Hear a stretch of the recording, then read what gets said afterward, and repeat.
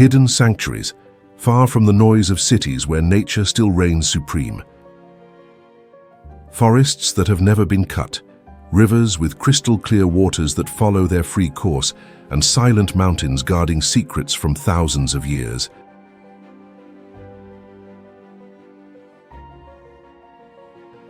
Prepare yourself to discover the purest refuges of our planet, and perhaps also to rethink the value of simplicity and the connection with the Earth.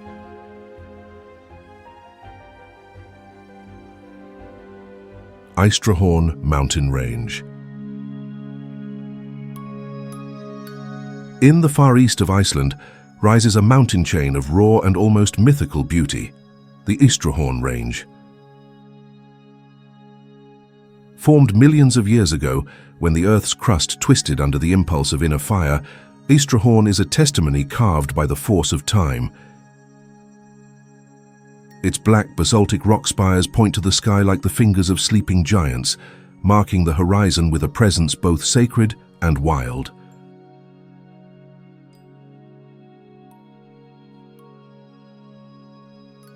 The landscape here is otherworldly. Jagged cliffs plunge into the North Atlantic Ocean, where waves crash with ancestral violence. Mists linger in the valleys, silently dancing among the sharp ridges, as if carrying the whispers of forgotten times. The name Eystrahorn literally means the Eastern Horn, and its characteristic silhouette with rugged peaks and sharp angles explains why. It has been a reference point for sailors since the days of the first Viking settlers, who saw in these mountains not only danger, but also protection. From afar, Eystrahorn seems immovable, but the mountain lives. The ice that accumulates in its cracks during winter slowly melts in spring, causing rock fragments to break loose, tumbling down the slopes with a dry and final crash.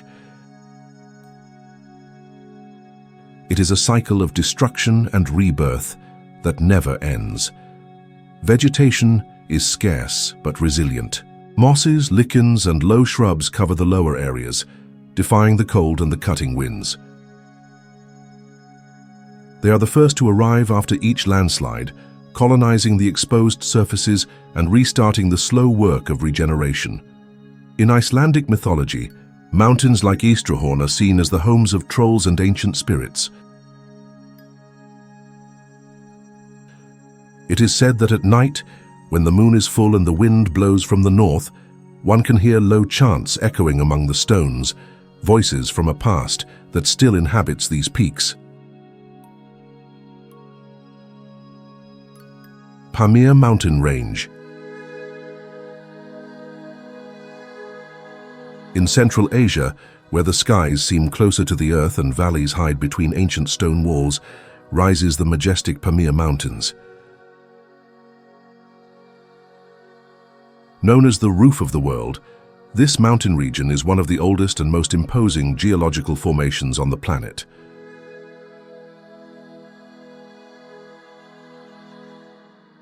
Stretching across the territories of Tajikistan, Afghanistan, China, and Kyrgyzstan, the Pamirs are a tangle of extreme altitudes, eternal glaciers, and human histories intertwined with the secrets of time. Here, the mountains not only dominate the landscape, they define existence. The Pamir Range is a tectonic knot, a meeting point of continental plates that, tens of millions of years ago, collided with enough force to fold the Earth's crust and lift it into colossal peaks. It is here that some of the tallest mountains outside the Himalayas can be found, such as Ismoil Somoni Peak, which rises to an impressive 24,590 feet.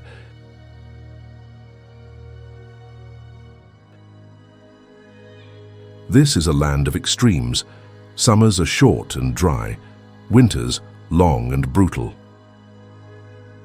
Snow can cover villages for months, isolating entire communities and imposing a rhythm of life that challenges modernity. Survival in the Pamirs is an ancient art, shaped by generations that learned to listen to the silence of the mountains. But despite the isolation, the Pamirs have always been connected to the world. The ancient Silk Road passed through here, carrying merchants, pilgrims, and armies across its high passes. Every stone, every cave, every ruin holds traces of lost languages, forgotten religions, and vanished empires.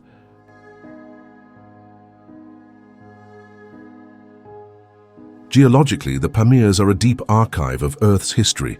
Their layers reveal eras when the ocean covered parts of Central Asia. Fossils of marine organisms embedded in rocks thousands of feet above sea level are silent reminders of an almost unimaginable prehistoric past. And it is not only the rocks that tell stories. The glaciers descending along the slopes feed the great rivers of Central Asia, such as the Amu Darya. These rivers, in turn, are lifelines in an arid region, sustaining fragile ecosystems and human communities for thousands of years.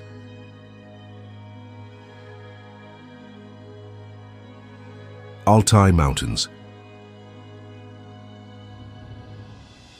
In the depths of Central Asia, where the borders of Russia, China, Mongolia, and Kazakhstan intertwine in a geopolitical maze of mountains and steppes, rises an ancient range, the Altai Mountains.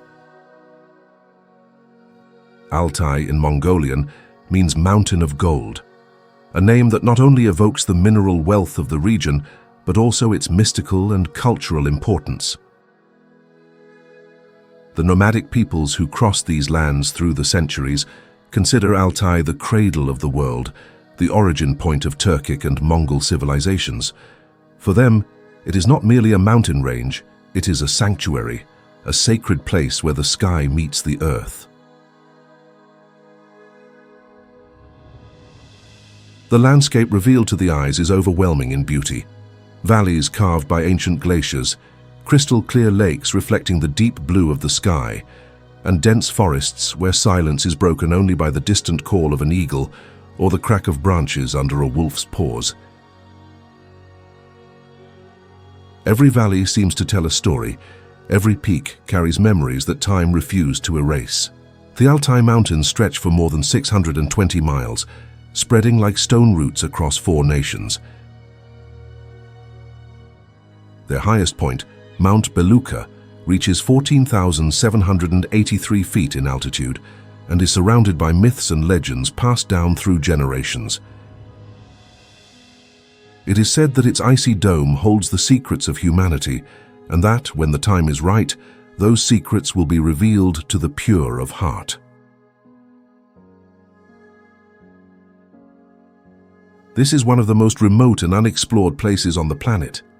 The rugged geography and harsh climate have kept Altai relatively untouched, protecting not only rare ecosystems, but also human traditions that resist the march of time. Indigenous peoples such as the Altai, the Tuvans, and the Kazakhs preserve an intimate relationship with the land, living sustainably, guided by the rhythms of nature and the teachings of their ancestors.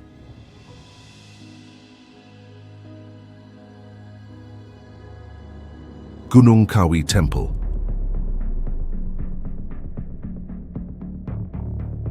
Among the lush green rice fields and hidden valleys of the island of Bali, Indonesia, lies one of the most enigmatic and sacred sites in Southeast Asia, the Gunung Kawi Temple.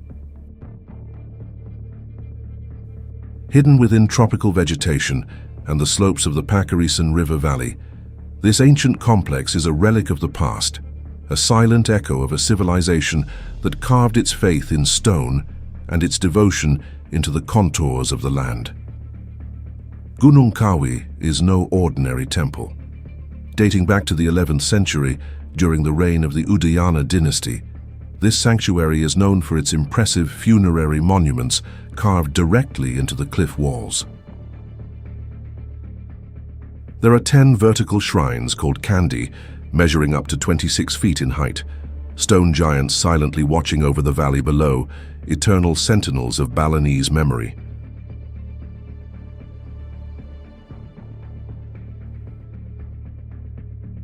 To reach the temple, one must descend a long staircase of more than 980 feet, winding through palm trees, rice terraces, and the constant sound of running water. Each step is a symbolic descent into the spiritual heart of Bali. As the traveler approaches the banks of the sacred river, a change in the atmosphere can be felt. The air becomes denser, more sacred, more ancient. The temple is surrounded by mysteries. It is said that the Candi were carved in just one night by Kibo Iwa, a mythological giant endowed with supernatural strength. Although historical records attribute its construction to King Anak-Wungsu, son of the legendary King Udayana and Queen Mahendradatta, popular legends still prevail in the memory of the people. Each Candi is a funerary tribute, possibly dedicated to the king and his family. However, scholars still debate the exact purpose of these structures. Were they royal tombs, symbolic representations of deities, or perhaps spiritual portals to another plane of existence? The absence of human remains and conclusive inscriptions fuels the mystery, leaving space for both religious and philosophical interpretations.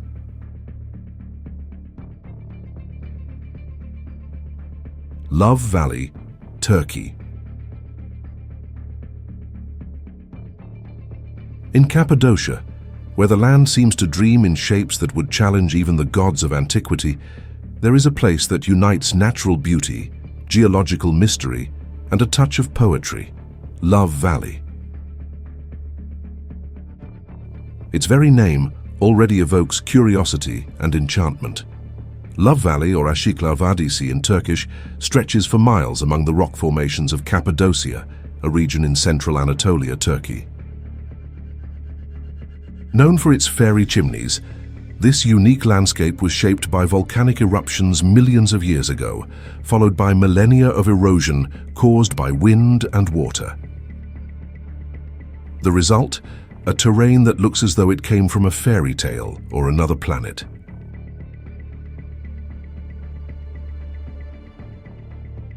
The formations that gave the valley its name have unmistakable phallic contours, inspiring both laughter and reverence. But beyond their shape, there is function. These natural towers are monuments sculpted by nature, each one a masterpiece of balance between strength and fragility.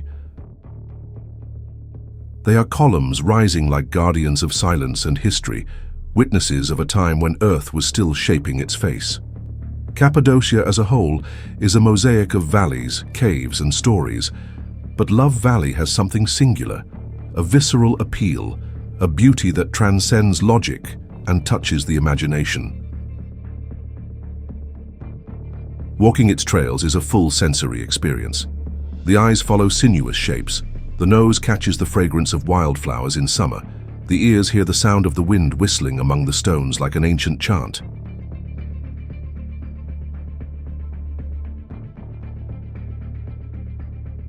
During spring, the valley blooms. The slopes take on shades of pink, yellow, and lilac. Butterflies dance among the plants and birds build nests in the cracks of the rocks. Couples and solitary travelers walk the dirt paths, seeking not only beauty, but also inner silence. It is a natural sanctuary where time slows down and the spirit grows quiet. But there is more than beauty in this landscape. Love Valley is also a gateway into the deep history of the region. Beneath travelers' feet lie underground tunnels, ancient rock-carved houses, and traces of civilizations that lived here thousands of years ago. Hittite, Phrygians, Romans, and Byzantines left their marks on this soil, transforming Cappadocia into one of the greatest cultural palimpsests in the world.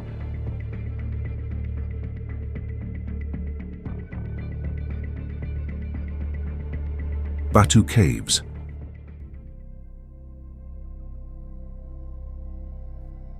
A place where ancient geology intertwines with faith, mythology, and living tradition, creating a setting that defies reality and transports visitors to another dimension of time and existence. More than 400 million years old, these caves were born from the slow and patient sculpting of water over limestone rock. What were once simple cracks and erosions transformed over countless millennia into colossal stone halls, hidden abysses, and secret passages. But the natural grandeur of Batu Caves is not limited to their geological formation. They also house one of the most important Hindu temples outside of India, dedicated to the god Murugan, symbol of virtue, youth, and righteous war.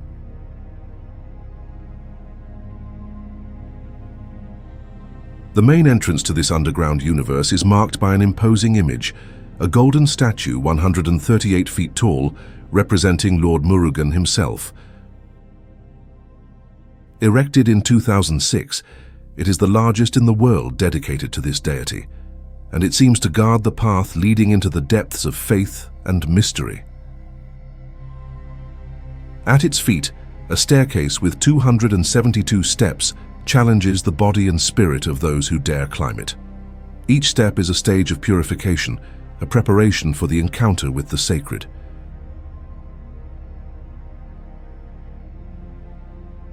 As one ascends the staircase, the air transforms. The humid heat of the tropical forest gives way to a cool, shadowy breeze coming from the mountain's interior.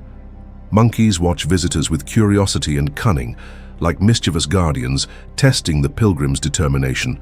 And, at the top of the climb, an opening in the rock reveals the majesty of the main cavern, the Temple Cave. The Temple Cave, or Caverna do Templo, is the beating heart of the complex.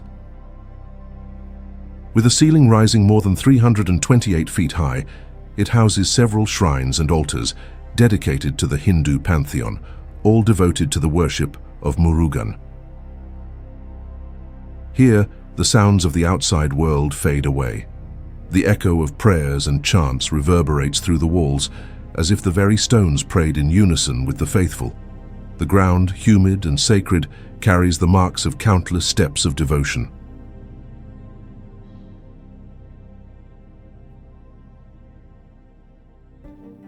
Raja Ampat Islands.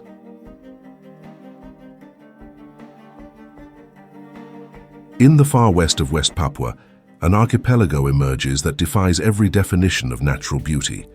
Raja Ampat, a name that in Indonesian means the Four Kings, but for many represents the true throne of Earth's marine biodiversity.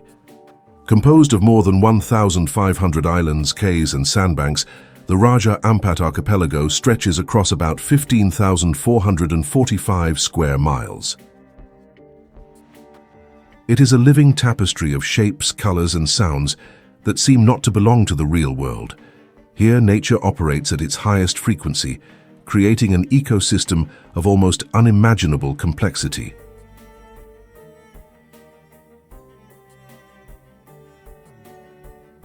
Beneath the crystalline surface of Raja Ampat's waters lies what many scientists call the epicenter of marine biodiversity on the planet. It is estimated that 75% of all known coral species inhabit these waters. There are more than 500 different types, forming underwater gardens that shine in shades of blue, pink, purple, and gold, as if they were living works of art in constant transformation. Alongside the corals, more than 1,500 species of fish swim in harmony and controlled chaos. Sharks, pygmy seahorses, manta rays with wingspans of more than 23 feet, century-old turtles and schools of fish moving like single organisms, forming spirals, whirlwinds, and pulsating clouds. Every dive into the waters of Raja Ampat is a reunion with the planet in its purest and most essential form.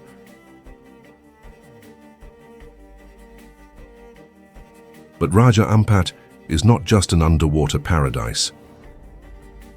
Above the sea, the islands reveal another dimension of beauty and diversity. Cliffs covered with dense vegetation rise among turquoise-blue coves. Birds of paradise dance in mating rituals that inspired legends and fascinated naturalists for centuries. Colorful parrots, cuscus, and a multitude of endemic insects transform the forest into a concert of tropical sounds. These islands are ancient. Formed millions of years ago, they remained isolated for long periods, allowing evolution to follow its own paths. The result is a unique fauna and flora, often restricted to a single reef, a single island, or even a single tree.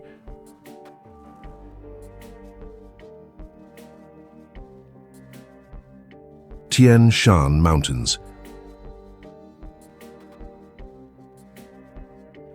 Known as the Celestial Mountains, this geological colossus cuts through the lands of Kazakhstan, Kyrgyzstan, Uzbekistan, and China like a natural wall of stone, ice, and wind.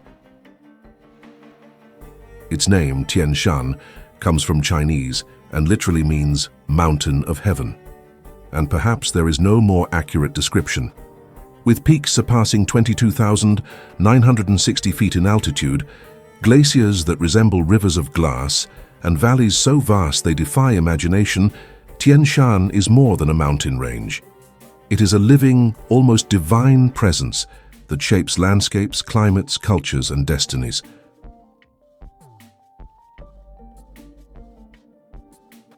Formed tens of millions of years ago during the collision between the Indian and Eurasian tectonic plates, the Tian Shan Mountains are geological cousins of the Himalayas.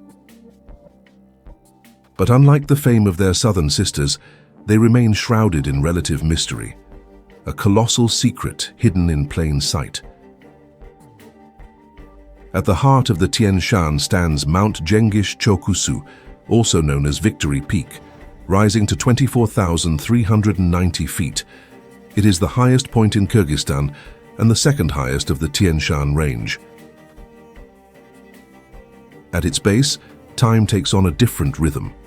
The air pressure is low, the silence is absolute, and the cold is relentless. There, everything seems suspended between sky and earth, as if the gods themselves still roamed among the frozen ridges. What makes the Tian Shan truly unique, however, is not just its height, it is its diversity.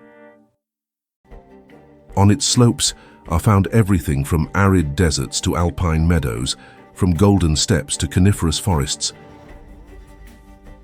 This variety creates habitats for countless species, many of them rare or endangered. Among its most illustrious inhabitants is the snow leopard, an elusive and majestic predator that moves silently among the rocks, almost invisible to the human eye. There are also bears, ibex, golden eagles, marmots, and hardy flora adapted to extreme cold and dizzying altitude.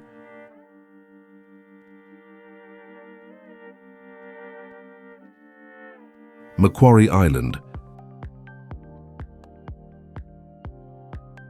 This subantarctic island, situated between Australia and Antarctica, is more than a piece of land lost at sea. It is a geological stage in constant transformation, a sanctuary of biodiversity, and a silent testimony to the power of nature. Macquarie Island belongs to Australia and is located about 930 miles southeast of Tasmania. With only 21 miles in length and 3 miles in width, its total area may seem modest. However, what it lacks in size, it makes up for in ecological and geological significance. This island is the only place on Earth formed entirely from rocks of the Earth's crust, raised directly from the ocean floor, a geological rarity that gives it incalculable scientific value.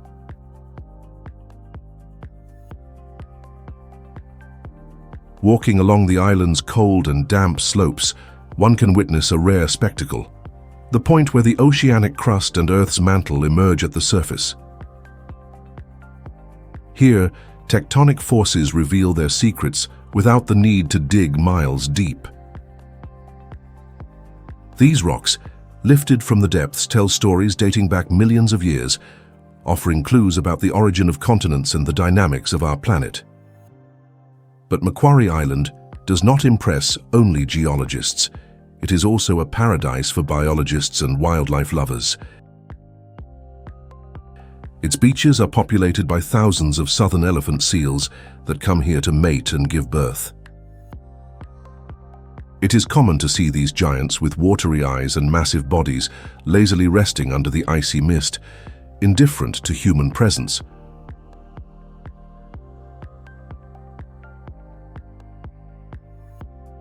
Around them, penguins of various species parade in noisy groups. The royal penguin, with its vibrant yellow plumage and upright gait, dominates the colonies with impressive dignity.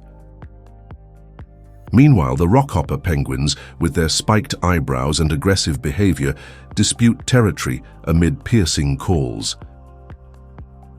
Each species has a well-defined role in this harsh but perfectly balanced ecosystem. And it is not only the penguins that captivate. Albatrosses soar above the island's skies with their immense wings, capable of crossing oceans effortlessly. These birds, symbols of marine freedom, find in Macquarie Island a safe haven for reproduction, far from most predators and intense human activity.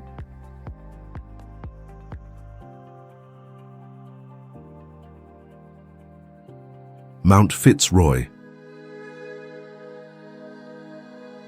Also known as Cerro Fitzroy or Chaltén, this granite giant is a sanctuary of raw beauty, ancestral mystery, and extreme challenges. Its sharp silhouette cuts the skies like a stone dagger, revered both by mountaineers and native peoples for centuries. Located on the border between Argentina and Chile, within Los Glaciares National Park, Mount Fitzroy dominates the landscape of Argentina's Santa Cruz province. At 11,171 feet in altitude, it is not the highest mountain in the Andes, but it is, without a doubt, one of the most difficult to climb. Its nearly vertical walls and severe weather conditions turn each attempt at ascent into a true epic.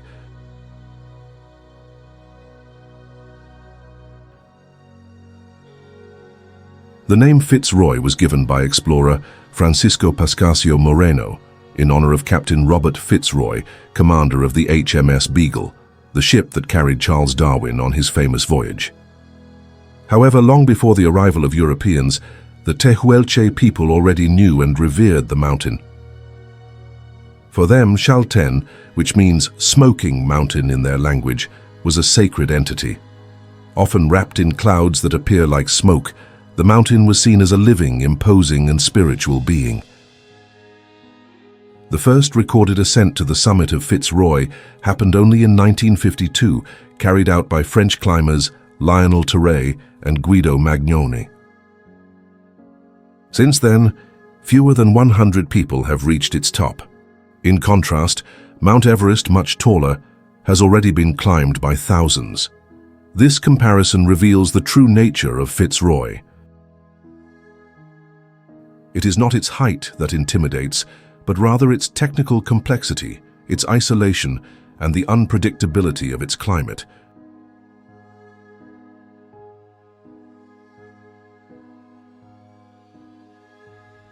Storms can arise in minutes. Wind gusts that exceed more than 62 miles per hour are common, and temperatures rarely rise much, even in summer. Fitzroy demands more than physical preparation. It requires respect, patience, and a dose of humility. Every face of the mountain tells a story of attempt, perseverance, and many times of forced retreat.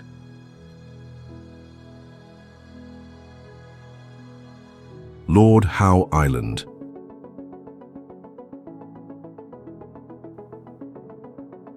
In the middle of the vast Pacific Ocean, more than 370 miles off the east coast of Australia, Lord Howe Island emerges like a fragment of untouched paradise. A green jewel surrounded by crystal-clear waters, where time seems to have stopped, and nature, in its purest form, dictates the rhythm of life. This remote island, with its dramatic geography and unique biodiversity, is an ecological sanctuary that has survived the pressures of the modern world, thanks to a rare combination of isolation, conscious preservation, and deep respect for natural forces.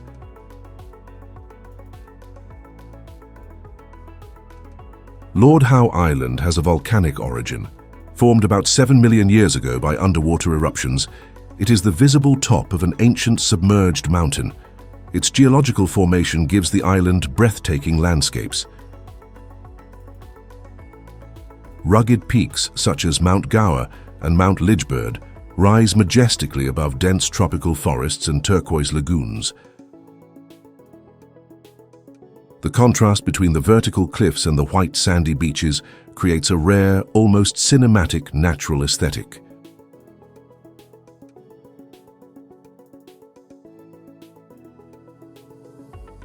Declared a UNESCO World Heritage Site in 1982, the island is home to impressive biodiversity. With just over 7 miles in length, Lord Howe is home to plant and animal species that exist nowhere else on Earth. This feature has made the island a true natural laboratory, sparking the interest of biologists and conservationists from around the world.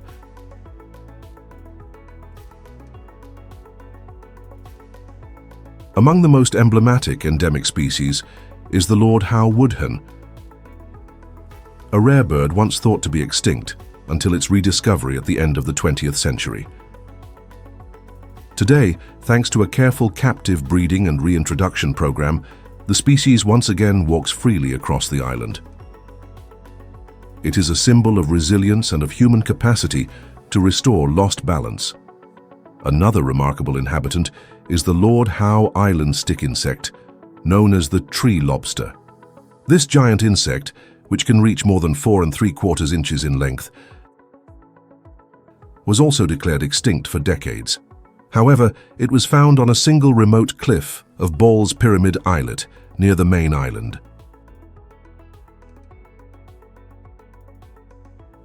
Keewaydin Island. In the heart of Florida's southwest coast, hidden between the crystal-clear waters of the Gulf of Mexico and the tranquil wetlands of Everglades National Park, lies a rare jewel untouched by the fast pace of modernity: Keewaydin Island. This stretch of land, approximately 8 miles long, is one of the last untouched natural refuges in the region, where time seems to have stopped, and the prevailing sound is the whisper of the wind through the palms and the rhythmic crashing of waves against the white sand. Little known even among Florida residents, Keewaydin Island is an ecological sanctuary, a preserved time capsule where native flora and fauna thrive away from the reach of rampant urbanization. There are no roads. There are no cars. Here transportation happens by boat, and the only trail is made of sand and silence. This absence of human infrastructure is no accident, but a deliberate choice made by those who understood long ago that certain places must remain wild.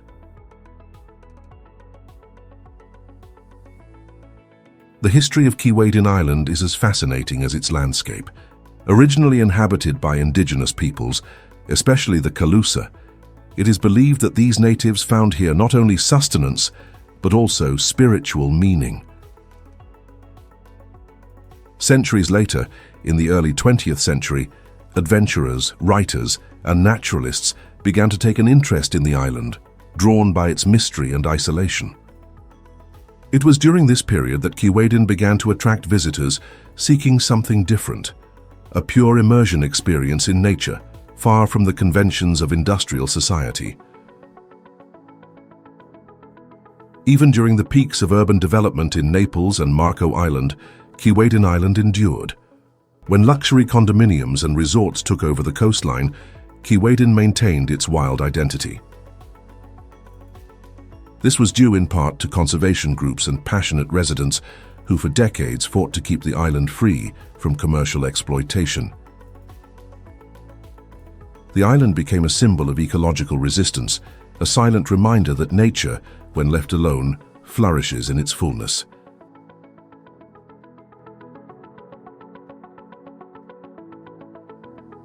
Mount Denali.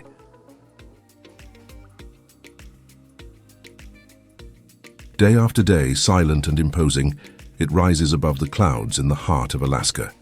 Its presence is so grand that it seems to contain time itself, bearing witness to eras of ice, fire, and change. This is Mount Denali, the tallest in North America, a natural giant that defies human comprehension.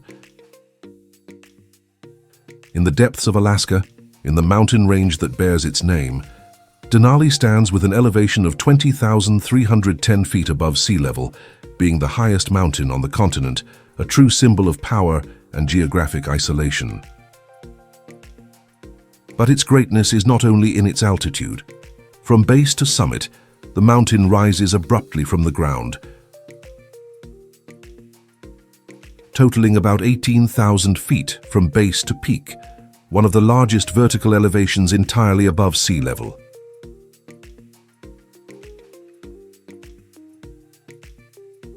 It is also one of the most prominent and isolated on the planet.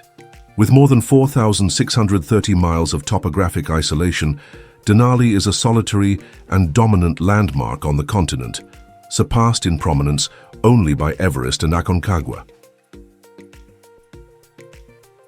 For centuries, the Koyukon people, who inhabit the region, have recognized and revered this mountain as Denali, the High One or the Great One. That was the name that echoed through villages and distant valleys long before foreign cartography attempted to rename it in honor of a United States president. In 1896, a prospector nicknamed it Mount McKinley in reference to the then presidential candidate. This name was officially adopted in 1917 by the federal government, remaining for nearly a century.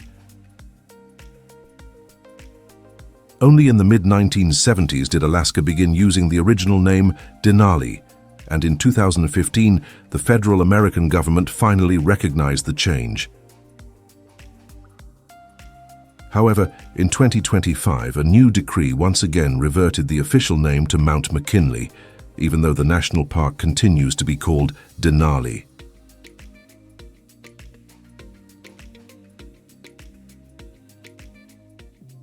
Huascarán. In the Cordillera Blanca in northern Peru rises a silent, majestic, and ancient giant, Huascarán. At an elevation of 22,805 feet above sea level, it is the highest mountain in Peru and one of the most imposing in all of South America.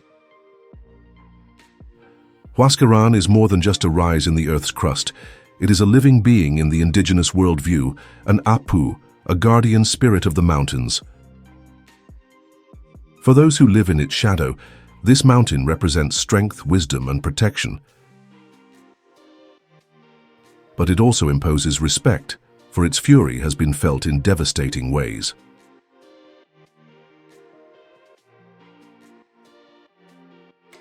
The formation of Huascarán began millions of years ago, during the collision process between the Nazca and South American tectonic plates. The continuous clash between these two plates caused the Andes to rise skyward, creating one of the highest and youngest mountain systems in the world. And among its many cathedrals of ice and stone, Huascarán reigns supreme. The name Huascarán is a tribute to Huáscar, one of the last emperors of the Inca Empire.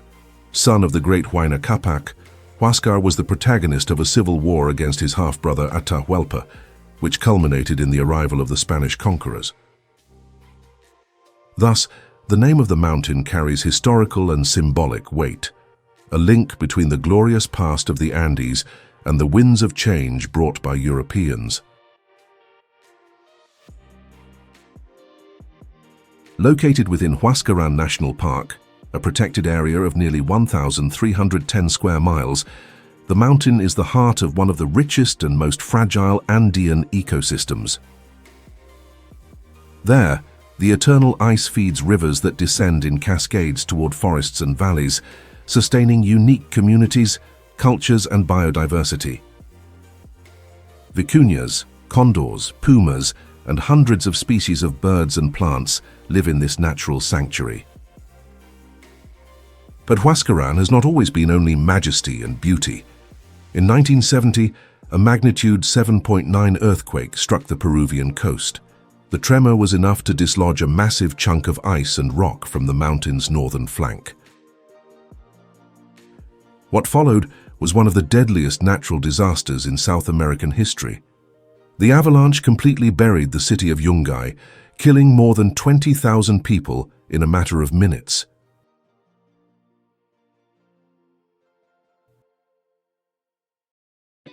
Mount Elbrus. Mount Elbrus, at 18,510 feet above sea level, is the highest point in Russia and in all of Europe. Part of the so-called Seven Summits circuit, the list of the tallest mountains on each continent, Elbrus attracts adventurers from around the world who seek not only to test their physical limits, but also to touch a piece of Earth's living history.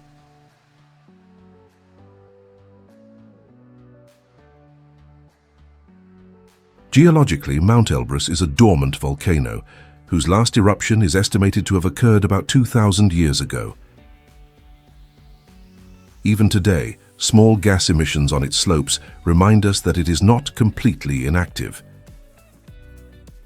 Its two domes, the higher western summit and the slightly lower eastern summit, are testaments to its volcanic origin and the titanic forces that shaped the region. The Caucasus, a mountain range stretching between the Black Sea and the Caspian Sea, is a region marked by intense tectonic activity. Elbrus arose explosively millions of years ago, the result of the collision between the Eurasian and Arabian plates. Its grandeur is the outcome of this continuous geological struggle, which carved not only peaks, but also valleys, rivers, and a unique ecosystem.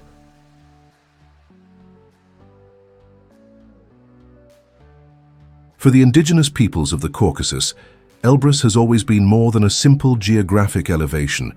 In local mythology, it is considered a sacred mountain, the dwelling place of gods and the site of great trials.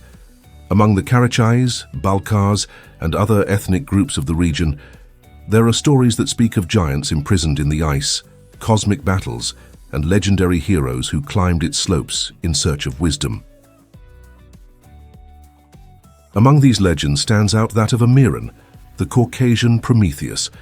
Just as in Greek mythology, he was chained to a mountain for defying the gods and giving fire to humanity. Many believe that this mountain was Elbrus itself. Its summit, wrapped in clouds, would be the place where eternal punishment unfolded under the impassive gaze of the stars.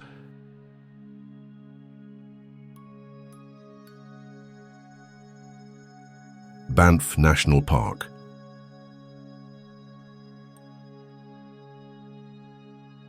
With an area of more than 2,550 square miles, Banff is a natural sanctuary that combines snow-capped peaks, gleaming glaciers, dense forests, and hot springs. Even before the arrival of Europeans, these lands were already home to indigenous peoples such as the Stony Nakoda, the Katunaxa, and the Tsuut'ina. For these nations, Banff was more than a place. It was a sacred territory where the spirits of the mountains and forests guided their paths. Their stories are passed down from generation to generation, and the names of the mountains and rivers still echo with ancestral meanings.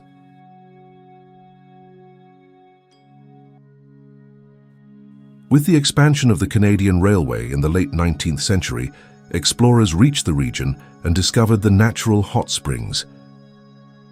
The promise of healing and rest attracted visitors from across the country and overseas. Thus, Banff was born, initially as a tourist centre around the hot springs. The construction of the Banff Springs Hotel, a castle in the heart of the mountains, cemented the park's reputation as a world-class destination.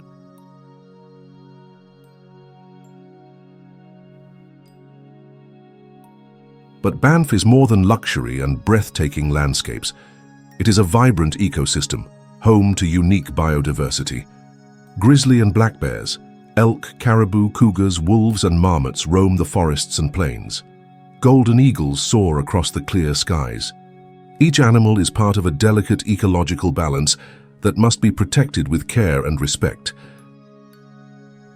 The lakes of the park, such as the iconic Lake Louise and the surreal Moraine Lake, are jewels sculpted by glacial action over millennia.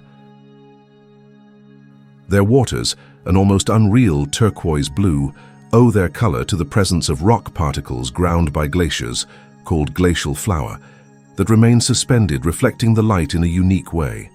The mountains, in turn, tell the geological story of the planet. Formed more than 70 million years ago, the Rockies are the result of tectonic plate collisions and the slow erosion caused by wind, ice, and water. Their summits, such as Mount Rundle and Mount Temple, are witnesses of past eras, guardians of time and of Earth's memory.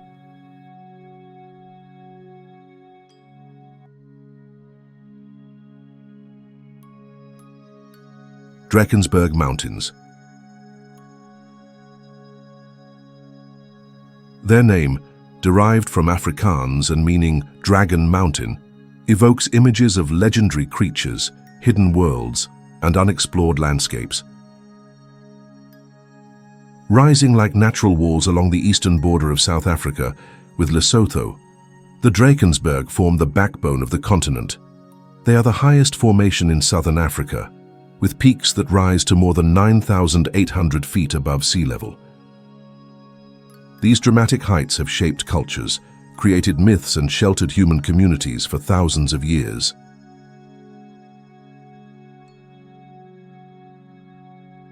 But to understand the Drakensberg in their entirety, one must delve into their geological formation. About 180 million years ago, during the breakup of the supercontinent Gondwana, immense tectonic pressures caused huge quantities of lava and ash to accumulate, forming basalt plateaus that resisted erosion for millennia. Over time, wind and water carved these rocks, creating cliffs, deep valleys, and jagged peaks that today define the Drakensberg landscape. This slow, patient geological process created a refuge of biodiversity. In the Drakensberg, nature still sings in its most primitive language. There, one finds a unique mix of Afro-alpine flora and endemic species, many of which exist nowhere else in the world. Vegetation varies with altitude, ranging from lush grasslands to humid forests and thorny scrublands.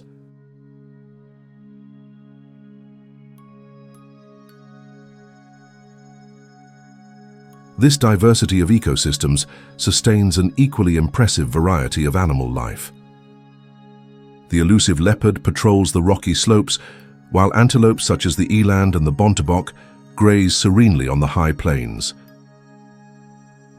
In the treetops, the Knysna turako displays its vibrant colors, and along the riverbanks, the Natal cascade frog emits its nightly song, as ancient as the stones around it.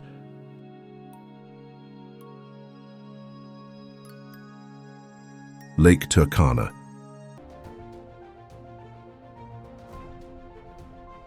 A wonder that beats in northern Kenya, also embracing southern Ethiopia, in a landscape at once inhospitable and profoundly sacred. Once known as Lake Rudolph, this body of water is not just a geographic point on the map.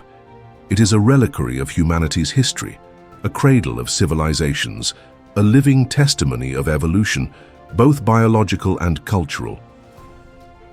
Turkana is, at the same time, a mirror of the past and a warning of the future.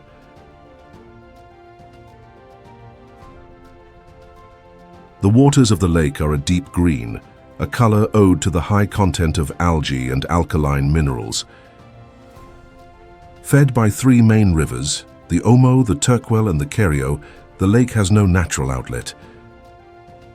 Evaporation is the only fate of its waters, which contributes to its salinity. Even so, life thrives. Endemic tilapia, Nile crocodiles in impressive numbers, and dozens of fish species sustain an ecosystem that defies traditional biological logic.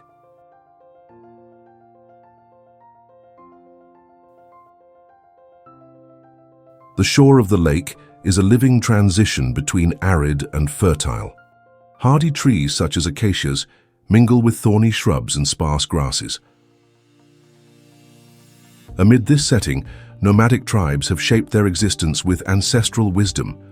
Peoples such as the Turkana, the Dasanek, the El Molo, and the Rendil live in harmony with harsh conditions, extracting from nature all it can give, while also respecting its limits. Fishing is the basis of subsistence for many of these groups. The waters of Turkana offer fish in abundance, and its shores reveal simple boats made from hollowed-out logs or skins stretched over light frames. Each fishing journey is also a voyage through oral traditions, local myths, and silent prayers.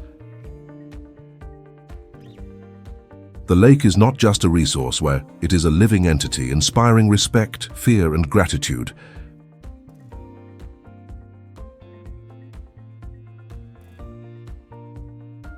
Tatra National Park.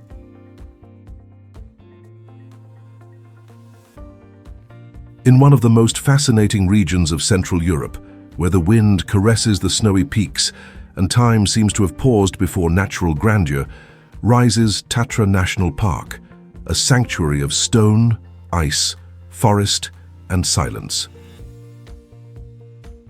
Located on the border between Poland and Slovakia, this park encompasses the highest portion of the Carpathian Mountains and represents a rare jewel of biodiversity and scenic beauty. Established in 1954, the Polish Tatra National Park, or Tatrzański Park Narodowy, covers an area of more than 77 square miles, contiguous with its Slovak equivalent, Tatranski Narodny Park. Together, they form a cross-border reserve recognized as a UNESCO Biosphere Reserve. But what makes this park so unique is not only its territorial extension, but the extraordinary wealth of life and culture that pulses between its deep valleys and vertiginous summits.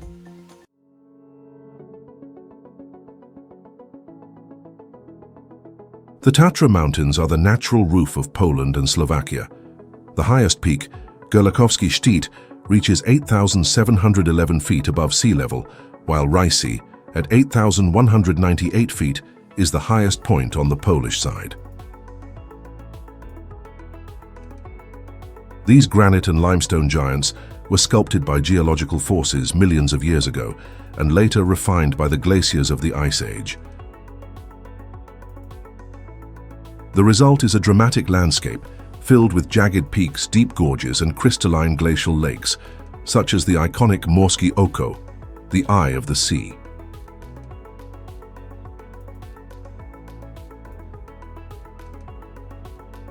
Each season of the year transforms Tatra National Park into a different world. In summer, valleys bloom with vivid colors, trails open to explorers, and slopes vibrate with the life of marmots, chamois, and birds of prey. In winter, the park is covered with a white mantle, becoming an icy paradise for skiers, but also a test of endurance for local wildlife.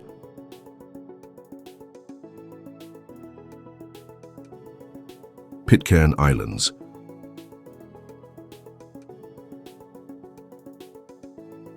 This archipelago, made up of 4 islands, Pitcairn, Henderson, Ducie, and Oweno, is a British overseas territory with a population that on many days can be counted on the fingers of one hand. The only inhabited island, Pitcairn, is home to fewer than 50 people, most of them descendants of a legendary mutiny. The history of the Pitcairn Islands is inseparable from the most famous episode in the British Navy, the mutiny on the HMS Bounty. In 1789, mutineers led by Fletcher Christian rebelled against Captain William Bligh. Fleeing justice, Christian and his companions sought a refuge where they would never be found. After months of clandestine navigation, they found Pitcairn isolated, incorrectly mapped in naval records, and above all, uninhabited.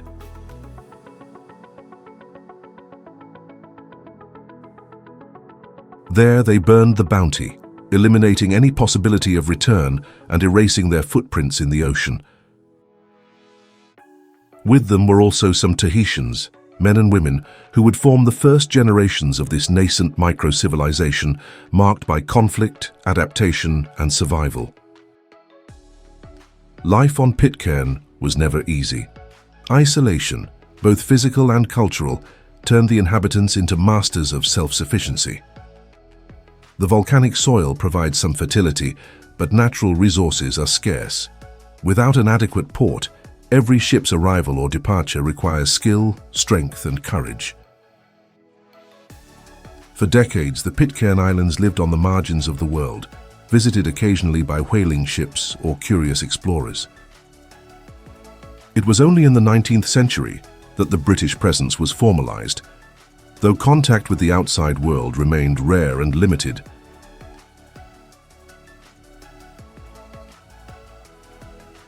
Today, Pitcairn Island is almost a reliquary of the past. The wooden houses, the Adventist church, the bell brought from the Bounty, all evoke a narrative of resilience and heritage.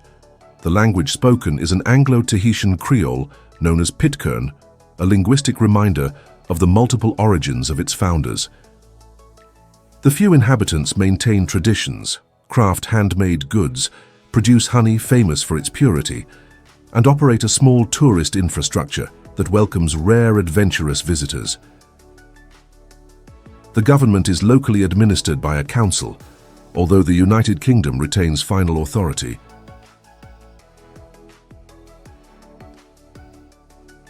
Mount Wilhelm. At 14,793 feet above sea level, it is the highest point of a land marked by diversity, mystery, and the ancestral force of nature. Mount Wilhelm is not just a geographic elevation. It is a spiritual landmark, a symbol of identity, and a physical challenge for those who dare climb its mist-covered slopes. This colossus is part of the Bismarck Range, a mountain chain that snakes through the center of the country like the backbone of a still wild world.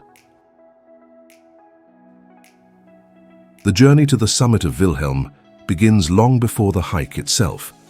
It begins in the encounter with local communities, peoples who carry millennia-old stories, who live in harmony with the rhythm of the forest, and who see the mountain not merely as a rock formation, but as a living being, a guardian spirit.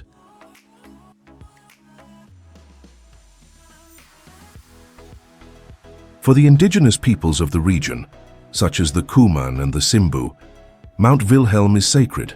They believe that ancestral spirits dwell in its heights, and that every step toward the summit must be taken with respect and humility. It is a vision that transforms the climb into a ritual, a dialogue between the human and the divine. The most popular trail to the summit begins at Lake Piunde at about 11,500 feet above sea level.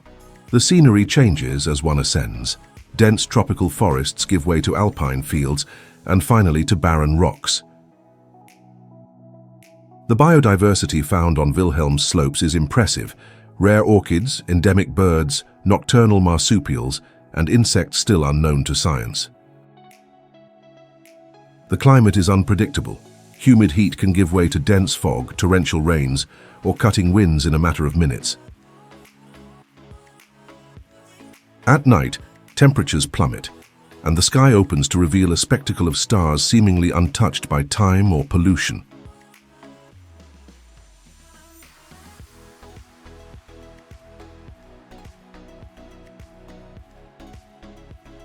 Torres del Paine.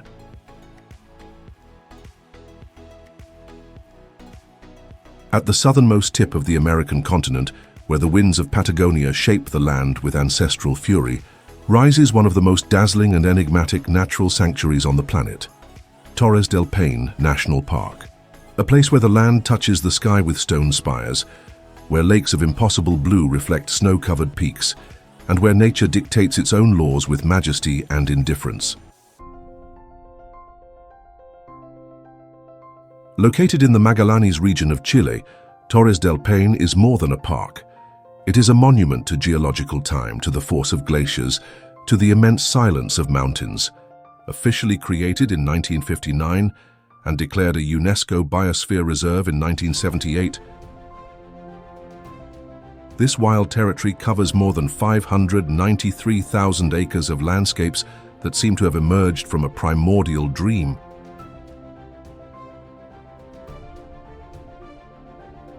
The park's name has its origins in the indigenous languages of the region. Paine in the Tehuelche language means blue. Torres, in turn, refers to the three granite towers that rise vertically and imposingly in the heart of the park, formations that defy time, climate, and gravity. They are the soul of the park, the visual icon that attracts travelers from all over the world. But Torres del Paine is much more than its towers. It is a mosaic of ecosystems. It is steppe, it is subantarctic forest, it is Andean mountain, and it is ice field. It is home to guanacos that move like shadows on the horizon, to condors that tear through the skies with their majestic wings, and to the puma, the silent lord of these frozen lands.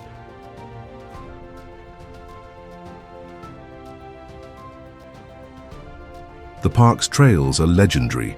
The W Trek, shaped like the letter W, takes adventurers to some of the most iconic spots: the French Valley, Grey Glacier, and of course the towers themselves. The O Circuit, longer and more demanding, circles the entire Paine Massif, revealing landscapes that few are privileged to witness.